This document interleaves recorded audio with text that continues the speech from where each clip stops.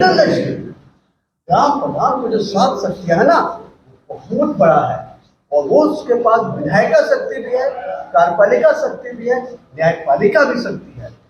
और इसलिए हम करेंगे, अपने प्रेम भाई की से रिक्वेस्ट करेंगे कि हम स्वशासित जिला परिषद पी पेशा के तहत हम बनाएंगे, क्योंकि पी पेशा की धारा 5 में यह स्पष्ट कहा गया है कि जिस दिन पी पेशा पर राष्ट्रपति महोदय सहमति देते हैं, यानी 24 दिसंबर 1996, उसके 1 साल के अंदर ही इनके प्रावधानों को आप फेरबदल कर सकते हो। उसके बाद इसके 23 प्रावधान स्वतः अनुसूचित क्षेत्रों पर लागू हो जाएंगे। इसका मतलब है झारखंड के 13 अनुसूचित क्षेत्र जिले और 3 प्रखंड, 2 पंचायतों में पी पेशा के 23 प्रावधान स्थापित हो गए हैं। अब सरकार की यह बाध्यता है कि इमीडिएट अविलंब इन क्षेत्रों में स्वशासित जिला परिषद और निचले स्तर पर आदिवासी ग्राम सभा की स्थापना 7 शक्तियों के साथ करे। ये हमारी संवैधानिक मांग है, संवैधानिक डिमांड है। हम आपको कहते एक बात, ये सामाजिक आर्थिक सशक्तिकरण है। कानून की बात करते हैं, जो पढ़े लिखे हैं उनको नौकरी मिल जाएगी, हमारे गांव का कैसे विकास होगा। इसलिए डीएमएफ एक फंड आया है, माननीय नरेंद्र मोदी जी ने 2016 में डीएमएफटी फंड का इस्तेमाल किया है। प्रधानमंत्री खनिज क्षेत्र कल्याण योजना, इस योजना के तहत झारखंड में हजारों करोड़ रुपए डीसी ऑफिस में जमा होते हैं। क्योंकि पी पेशा अधिनियम नहीं बना है, इसके डीसी साहब लोग यानी जिला प्रशासन, हम आदिवासियों के विकास का पैसा से पीसीसी सड़क बनाते हैं, तो मूर्ति लगवाते हैं, सौंदर्यीकरण करते हैं, तो कस्तूरबा विद्यालय के रूम बनाते हैं, तो चौराहे में सीसीटीवी कैमरा लगाते हैं, जिम खाना लगाते हैं।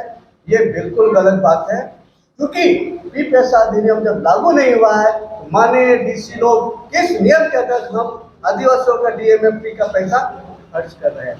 जब पी पेशा नियमावली नहीं बनी है तो डीसी साहब कैसे बालू घाट का ऑप्शन करते हैं, कैसे लीज देते हैं, और कैसे फर्जी ग्राम सभा के माध्यम से, जब आदिवासी ग्राम सभा है ही नहीं तो किस ग्राम सभा से राज्य सरकार और केंद्र सरकार निर्णय लेकर के कल्याणकारी योजनाओं को गांव तक पहुंचा रहे हैं। आज इस भोगनाडी से, अमर शहीद सिद्धू कान्हू की जमीन से हम आह्वान करते हैं राज्यपाल महोदय को, राष्ट्रपति महोदया को, 5 अनुसूचित क्षेत्र में पी पेशा कानून का अनुपालन यथाशीघ्र कराए। और हम ये दावा करते हैं यह संसदीय अधिनियम पी पेशा सिर्फ झारखंड में ही नहीं बल्कि देश के 10 राज्य में यह लागू नहीं हुआ है।